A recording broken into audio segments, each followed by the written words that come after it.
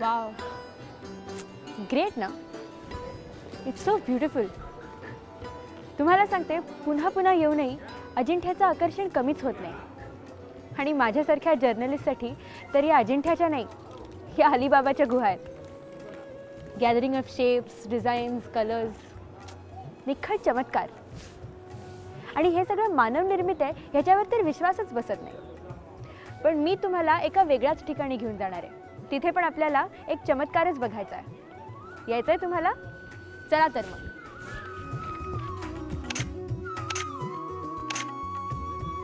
या डिझाईन्सचं नातं आहे थेट अजिंठा गुफामधल्या प्राचीन चित्रकलेशी. अजिंठ्याच्या गुफा क्रमांक 1, 2 आणि 17 मधल्या चित्रकारीतून प्रकटली पैठणीच्या काठावरची नारळी डिझाईन.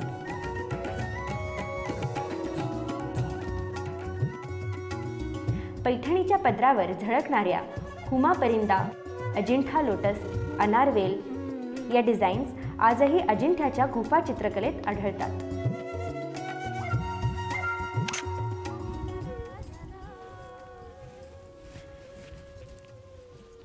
अजिंठ्याचा चमत्कार घडला 2000 वर्षांपूर्वी.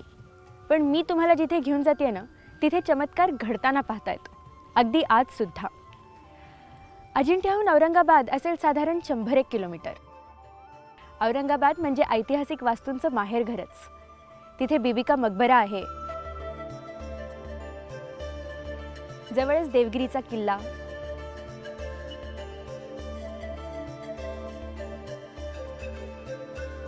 आणि वेरूळच्या लेण्या.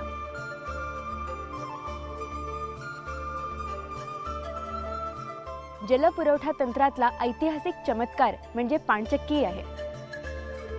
आणि 52 एकाहून एक भव्य दगडी दरवाजे आहेत.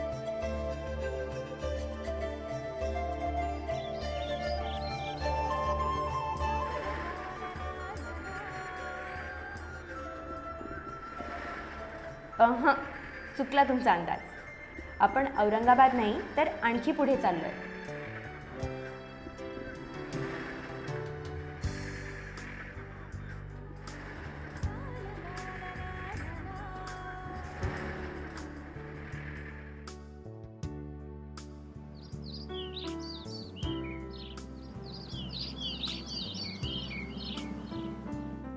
कॅमेरा असलेल्या आमच्यासारख्या लोकांना कशाचं अट्रॅक्शन असतं माहिती आहे? रंग, वेगळे वेगळे आकार, या आकारांच्या रचना.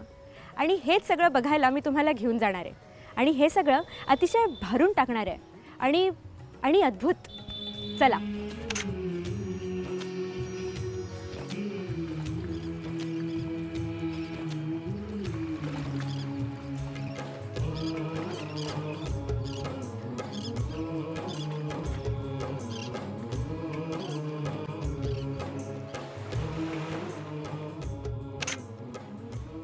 येस, पोचलो आपण पैठणमध्ये. हा जो विस्तीर्ण जलाशय दिसतोय ना, ते जायकवाडीचं धरणाचं पाणी. मिनी समुद्रच म्हणा ना. या धरणाच्या पोटात चक्क 86 गावं गडप झाली आहेत. ही गोदावरी म्हणजे महाराष्ट्राची गंगामाई. महाराष्ट्रामध्ये गोदातीरी 2 प्रमुख तीर्थक्षेत्र, एक नाशिक आणि दुसरं हे पैठण. गोदावरी नदीवर पैठणमध्ये फार सुंदर घाट बांधलेले आहेत. इतिहास काळापासून हे दगडी घाट आणि ही नदीकाठची मंदिरं पैठणच्या संपन्नतेची साक्ष देतात. तुम्हाला सांगते, पैठण हे पूर्वी अतिशय समृद्ध आणि संपन्न शहर म्हणून महाराष्ट्रातच नाही तर अख्ख्या भारतात प्रसिद्ध होतं. दक्षिण भारतातल्या बलशाली साम्राज्याची राजधानी होती ही प्रतिष्ठान नगरी. हो, पैठण शहराचं पूर्वीचं नाव प्रतिष्ठान. इथेच अधिष्ठान होतं राजसत्तेचं, धर्मसत्तेचं, धनसत्तेचं आणि कलासत्तेचं सुद्धा. सातवाहन राजवटीचे केंद्रस्थान म्हणजे पैठण. विशेषतः गौतमीपुत्र सातकर्णीच्या काळात पैठण हे प्रबळ राजकीय केंद्र बनलं. त्यानंतर वाकाटक, चालुक्य, राष्ट्रकूट आणि यादव काळातही पैठणचे महत्त्व टिकून राहिले. ते व्यापारी आणि आर्थिक कारणांमुळे. श्रीमंत व्यापारी पेठ असल्यानं या शहराकडे नंतरच्या काळात अल्लाउद्दीन खिलजी, मोगल आणि पेशव्यांचेही लक्ष केंद्रित झाल्याचे ऐतिहासिक पुरावे आहेत. अर्थसत्तेबरोबर पैठणमध्ये धर्मसत्ताही नांदत होती. हिंदू धर्मात दक्षिणेची काशी म्हणून पैठण धर्मपीठाला महत्त्व होते. विश्वशांतीचे पसायदान रचणाऱ्या संत ज्ञानेश्वरांच्या चरित्रावरून हे लक्षात येते.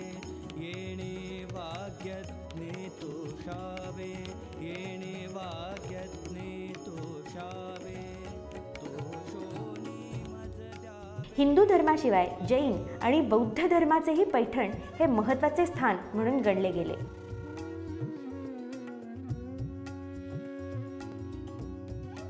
आजही पैठणमध्ये अनेक जुने वाडे आहेत आणि त्यांचे वैशिष्ट्यपूर्ण बांधकाम दिसतं. हा नाथांचा वाडा. नाथ म्हणजे संत एकनाथ.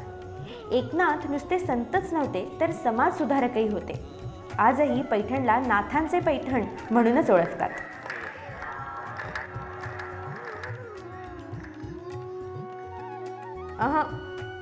पुन्हा तुमचा अंदाज चुकला. मी तुम्हाला पैठण नगरीची थोरवी किती सांगणार. मला पैठणचं आकर्षण आहे ते इथल्या राजसत्तेचा इतिहास, धर्मसत्तेची महती आणि अर्थसत्तेची परंपरा एवढ्यासाठी नाही. मला लुभावते ती पैठणची कलासत्ता. हो, पैठणच्या कलेचं साम्राज्य केवळ महाराष्ट्र आणि भारतच नाही तर इजिप्त आणि ग्रीसपर्यंत पसरलेलं आहे. आणि या साम्राज्याच्या महाराणीची मी तुमची भेट करून देणार आहे.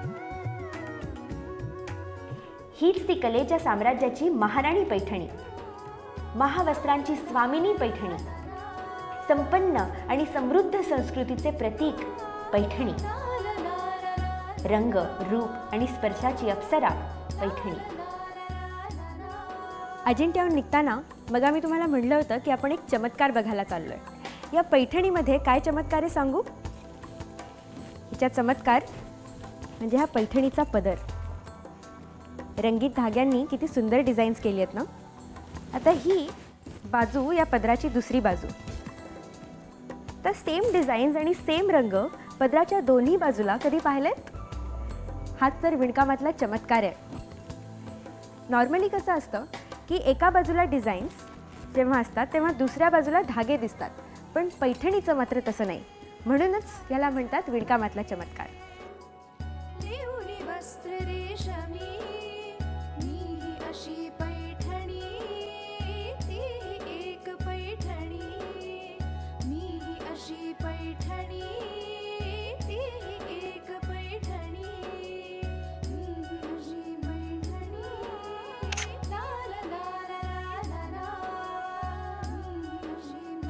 हा विणकामातला चमत्कार घडवतात ही विणकर महिलांची कलावंत बोटं.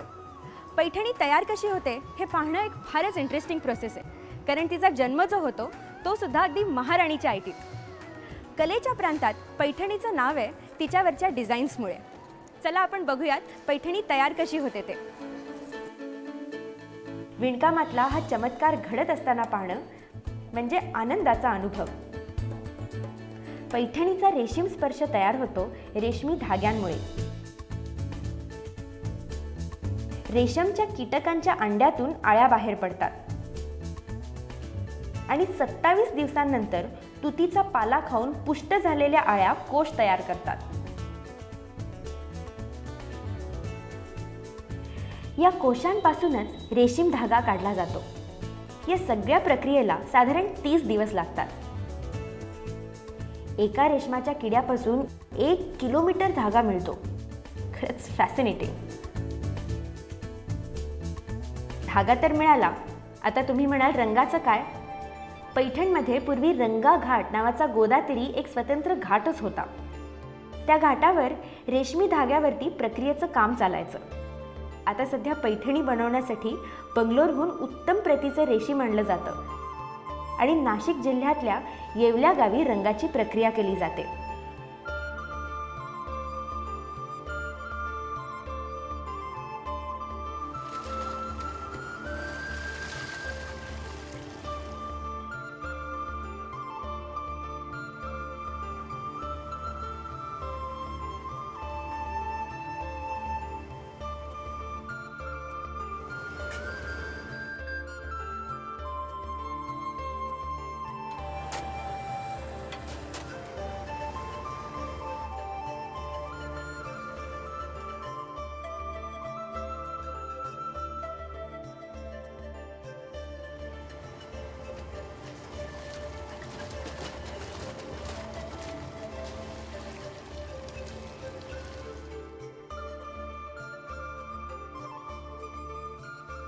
मलबारी रेशीम म्हणून याची प्रसिद्धी आहे आणि हेच फक्त आम्ही पैठणी साडीसाठी वापरतो.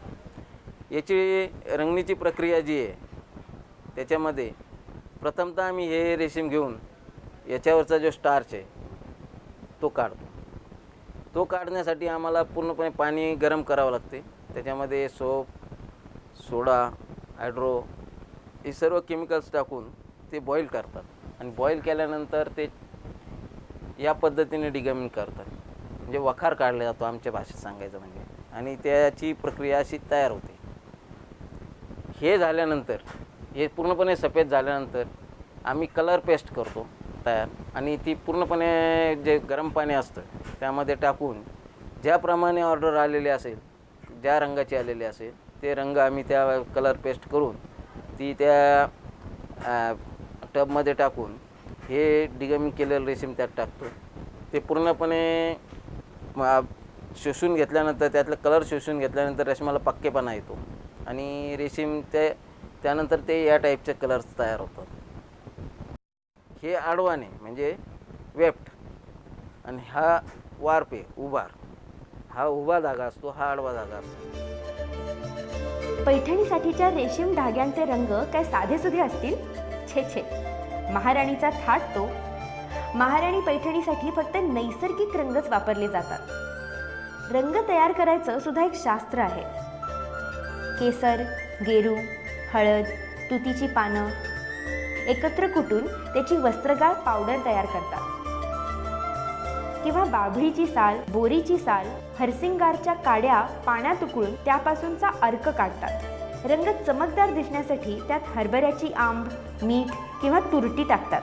याशिवाय मेहंदी, नीळ, लाख, कात, आवळा, टेमसूची फुलं, बाभळीच्या शेंगा यांचाही वापर करतात. आता हा झाला रंगासाठीचा बेस.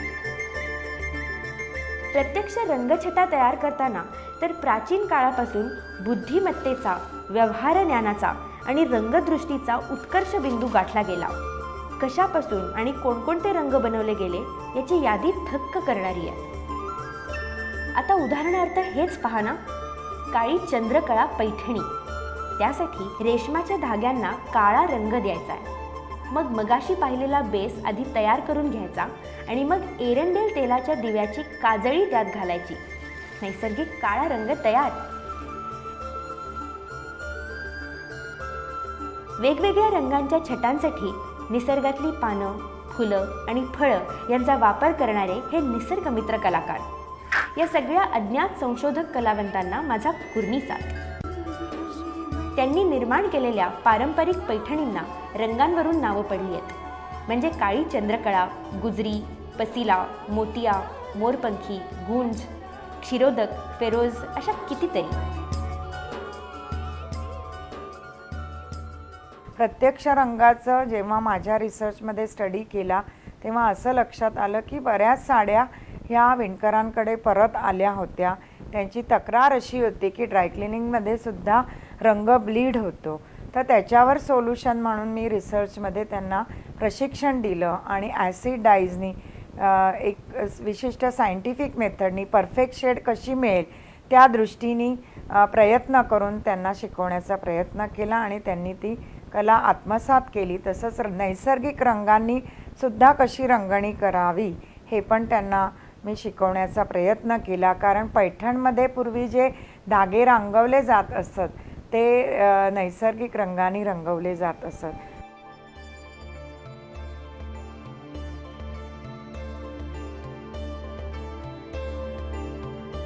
पैठणीमध्ये रंगीत धाग्यांबरोबरच आणखीन एक फार महत्त्वाची गोष्ट असते, ती म्हणजे जर. अलीकडे प्लॅस्टिकची जरसुद्धा मिळते, पण पारंपरिक पैठणीत फक्त असली जरीचाच वापर केला जातो आणि ही जर तयार होते सुरतमध्ये. जरीचा रंग सोनेरी असला तरी ती असते चांदीची बारीक तार, सोन्याचा मुलामा दिलेली. पूर्वीच्या काळी सोन्याच्या मुलामाऐवजी सोन्याचा पत्रा चांदीच्या पत्र्यावर ठोकून मग बारीक तार काढली जायची. संस्थानिक आणि राजे लोकांच्या अंगरख्यामध्ये, मंदिल म्हणजे पागोट्यामध्ये जरीची उपस्थिती असतेच. तुम्ही अनेक म्युझियम्समध्ये किंवा संस्थानिकांच्या पोर्ट्रेट्स किंवा फोटोंमधून पाहिलं असेल जरीचा हा धागा विणकामामध्ये नेमका कुठे प्लेस करायचा हे पैठणीच्या प्रोडक्शनमध्ये लक्षात घ्यावं लागतं. जो रियल जरी में यूज़ करते हैं उसमें चांदी का पूरा तार आता है, उसके ऊपर गोल्ड का प्लेटिंग होता है. लेकिन अब अभी सिल्वर का भाव एकदम ज़्यादा हो गया है और गोल्ड का भाव भी एकदम बढ़ गया है, इसीलिए अभी कंजम्पशन ये बिल्कुल कम हो गया है.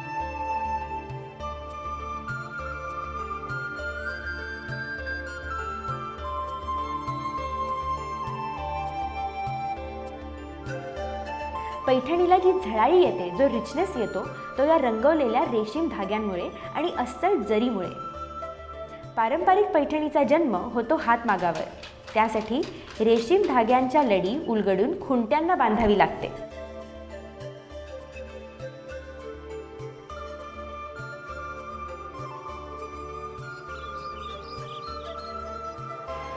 तुम्ही कधी फक्त उभ्या धाग्यांचा किंवा फक्त आडव्या धाग्यांचं वस्त्र पाहिलंय?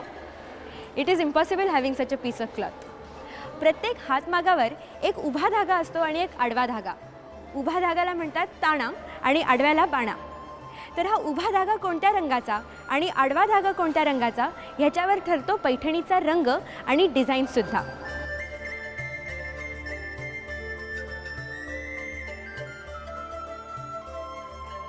पैठनी साड़ी जो कलाकृति जो है, हर सेंटीमीटर के ऊपर कला के ऊपर कलर चेंज कर सकते, वो किसी की साड़ी में नहीं कर सकते आप. जो पैठनी में कर सकते वो किसी में नहीं कर सकते. और दोनों तरफ से सरीका दिखाई जाता है. पैठनी का ऐसा है कि जो बुनाई है अंदर से होती है, बाहर की जो साड़ी रहती है उसको बाहर से जकॉट से काम होता है, हैंडवर्क है पूरा. अगर हर कलर चेंज करना है तो हर कलर आप डिज़ाइन में कलर चेंज कर सकते हैं, लेकिन दूसरे साड़ी में नहीं कर सकते. पैठणीवरची नक्षी हे एक वेगळंच प्रकरण आहे. नक्षी तयार होते पैठणी वस्त्र विणता विणता वापरलेल्या वेगळ्या रंगांच्या धाग्यांतून. हातमागाच्या आवाजाची लय विणकर महिलेच्या अंगात जणू भिनते.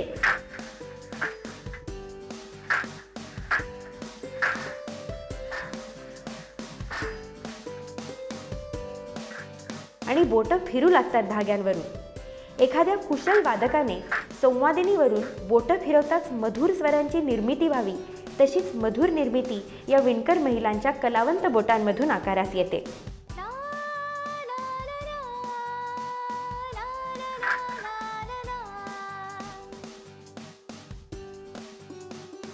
एक साडीचं असं म्हणजे भारतीय स्टेट बँकेकडून मी फक्त 11,000 रुपये कर्ज घेतलं होतं आणि त्याच्यावर मी एक साडी सुरू केली आधी. आणि एक साडी सुरू केल्याच्या नंतर मग ती विकल्याच्या नंतर दुसरी साडी, दुसरीच्या नंतर तिसरी साडी, हा माझा उद्योग सुरू केला मी. आणि हे जे आता मी नंतर माझे मुलांना पण मी माझं प्रशिक्षण दिलं. काही आधी स्वतः थोडं शिकवलं, नंतर प्रशिक्षण पण घेतलं त्यांनी. आणि आता माझे सुना, 3 मुलं 3 सुना, हा माझा पूर्ण परिवार याच्यामध्ये काम करतोय.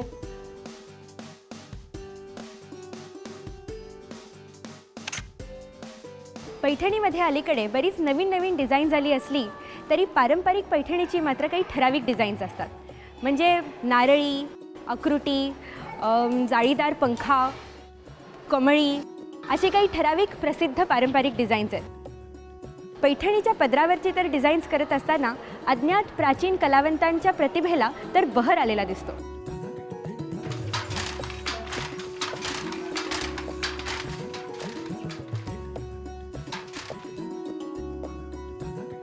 औरंगाबाद के आसपास और बहुत सारी जगहों पे बनती है, जैसे पैठर्न है, येवला है. बट MGM पैठर्नी सेंटर चालू करने के पीछे एक मुख्य कारण यही है कि ये जो कला है उसको सर्वाइव करना ना.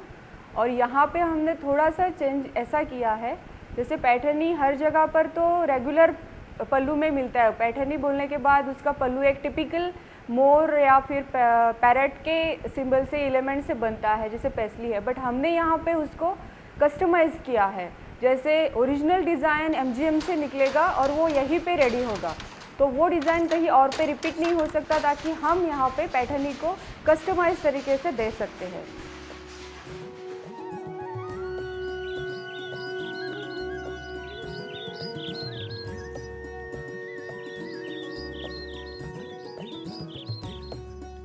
तोता मैना, हंस, बांगडी मोर अशा पक्ष्यांनाही यामध्ये स्थान आहे. हुमा परिंदा हा काल्पनिक स्वर्गीय पक्षी तर पैठणीला स्वर्गीय सौंदर्य प्रदान करतो. अनारवेल, फुलपत्ती, कैरीवेल या मोगल परंपरेतल्या डिझाईन्सही पारंपरिक पैठणीत आढळतात. पैठणच्या काठावरच्या नक्षीमध्ये एक लयबद्ध पुनरावृत्ती असते. काठावरच्या नक्षीचे विणकाम करताना ती विणकर महिला एखाद्या प्रख्यात शास्त्रीय गायकाप्रमाणे ठराविक वेळानंतर पुन्हा पुन्हा समेवर येते. पैठणीवरच्या काही डिझाईन्सना आध्यात्मिक अर्थ आहे, तर काही डिझाईन्स हे निसर्गातल्या आकारांच्या रचनांमधून झालेली दिसतात. पैठणीच्या डिझाईन्सवरती एक संस्कृतीचा संगमही आढळतो, तर काही डिझाईन्स ही प्रतिभेची उत्तुंग झेप घेणारी असतात. पैठणीच्या पदरावरची डिझाईन्स म्हणजे मूर्तिमंत कविताच जणू.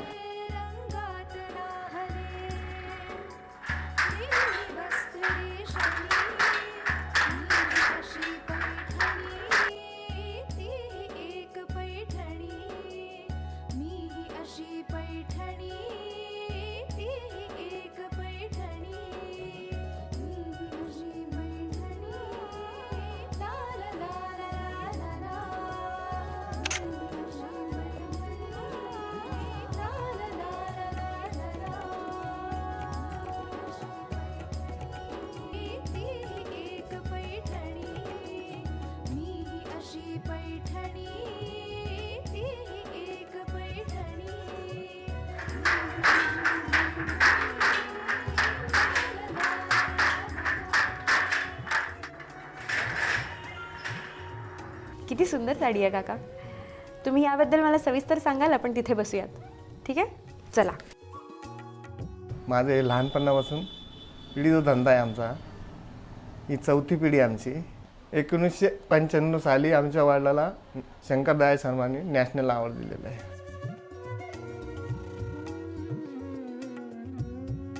एक पैठणी तयार होण्यामागे इतकी प्रचंड प्रक्रिया आहे, इतकी मेहनत आहे आणि कलासुद्धा आहे. पिढ्यानपिढ्या जोपासली जाणारी ही कला आहे. कधीकधी एकेका पैठणीला एक वर्षभराचा काळही लोटू शकतो.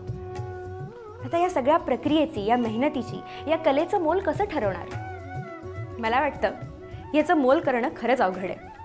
कशी किंमत ठरवणार याची?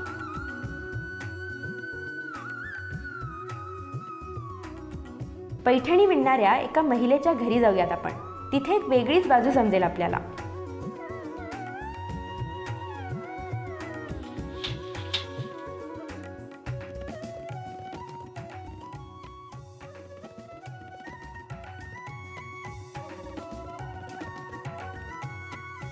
तर 7-8 वर्ष मी जवळजवळ तिथं काम केले, पण मला माझ्या मिस्टरांची खूपच मदत आहे. त्यांच्यामुळेच मी आज पुढे गेले. ते जर नाही म्हणले असते तर मी काहीही करू शकले नसते. त्या लूमवर मी स्वतःचा एक लूम तयार केला आणि ह्या लूमपासून मी माझ्या स्वतःच्या पर्सनल ऑर्डर बाहेर द्यायला लागले. आज माझ्या पैठणमध्ये जवळजवळ 4 ते 5 साड्या मी ऑर्डरच्या म्हणजे दिलेल्या आहेत, बुकिंग पण झालेल्या आहे. मी आज एवढ्या 2-3 लाखाच्या साड्या काढते, पण माझी तर काय म्हणजे अशी हैसियत नाही मी घरी एवढ्या घालणार किंवा एवढ्या महागाच्या आपण घालू शकतो म्हणून. पण त्याच साड्या मी नेसून आपले फोटो काढते, आपले जीवाची मन शांतता करून घेते का आपण सुद्धा 3 लाखाची साडी घालून आपण फोटो काढलेला. तो खूपच मोठा आनंद आहे.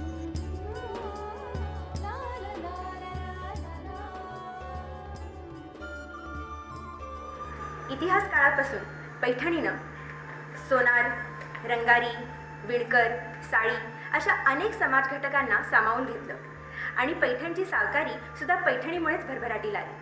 पूर्वीच्या काळी बांबूच्या नळीमध्ये पैठणी ठेवायची आणि त्याची दोन्ही बाजू मेणाने लिंपल्या जायच्या आणि अशी ही महाराणीची स्वारी इजिप्त आणि ग्रीसपर्यंत पोचली. पेशवेच नाही तर हैदराबादच्या निजामाची सून निलोफर या पैठणीच्या प्रेमात पडली.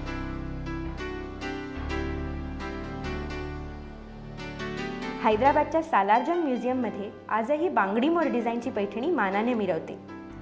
भारतभर पसरलेली शेकडो संस्थानिकांमध्ये जशी पैठणी लोकप्रिय झाली, तशीच जनतेमध्येही प्रतिष्ठेचं लक्षण ठरली ती बालगंधर्वांच्या नाटकांमुळे. वंशपरंपरेने म्हणजे सासूकडून सुनेला आणि तिच्या सुनेकडून परत तिच्या सुनेला अशी ती हस्तांतरित होत राहती.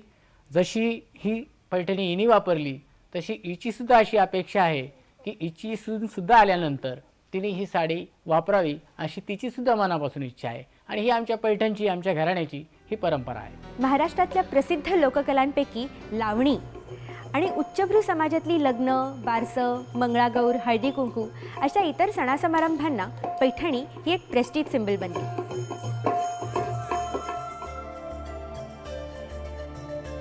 काळ झपाट्याने पुढे सरकला आणि पैठणहून बरीच विणकर कुटुंब येवला, जालना अशा इतर ठिकाणी स्थलांतरित झाली. पारंपरिक पैठणी निर्मितीची कला आणि तिची वैशिष्ट्य काळाच्या ओघात मागे पडण्याजोगी परिस्थिती तयार झाली. अशा वेळेस पुढाकार घेतला महाराष्ट्र शासनाच्या महाराष्ट्र लघु उद्योग विकास महामंडळ म्हणजेच MSSIDCने. पैठणच्या MSSIDC तर्फे आधी त्रिमूर्ती आणि नंतर मराठी या नावानं पैठणीचं शोरूम उभं राहिलं.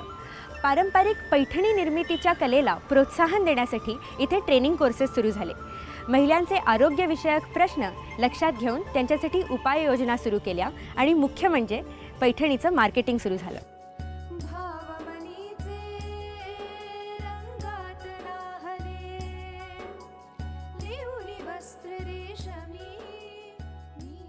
त्रिमूर्ती पैठण केंद्रामध्ये ट्रेनिंग घेतली आणि त्यानंतर झाले 2005ला ट्रेनिंग केली आणि त्याच्यानंतर मी घरी काम चालू केलं. माझं खूप ऑर्डर भेटू लागल्या मला आणि घरी माझं मस्त चालू आहे काम. मुलं चांगल्या शाळेत शिकू लागले आणि घर पण व्यवस्थित बांधलं स्लॅबचं.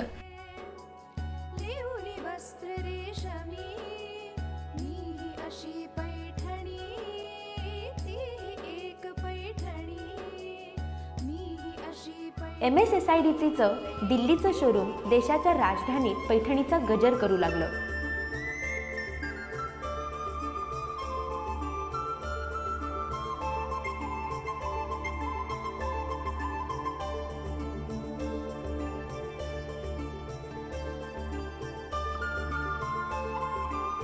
दिल्लीच्या IITF मध्ये पैठणीच्या डान्स ड्रामाचे सूर घुमले.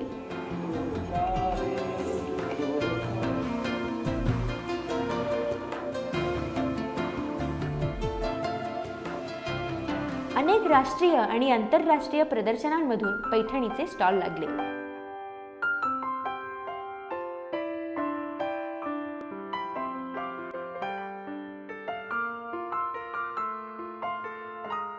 आता राजे महाराजे आणि संस्थानिक गेले. मॉडर्न काळासाठी पैठणी मॉडर्न स्वरूपातही अवतीर्ण झाली.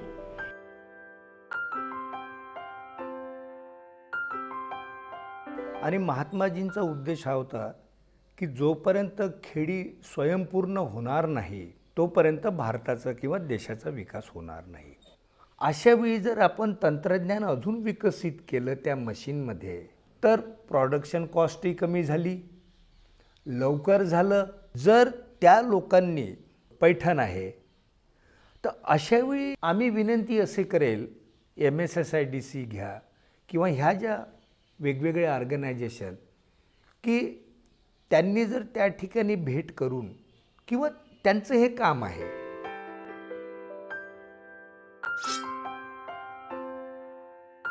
आता ती फक्त रेशमी साडी राहिली नाही तर wall pieces, furnishing material, dress material, tie, jackets अशा अनेक रूपांमध्ये ही कलाकृती सुरू राहिली. चला आपण आता जाऊया फॅशन शो बघायला. आश्चर्य वाटलं ना? फॅशन शोच म्हणायचं आहे मला. पैठणीचा फॅशन शो.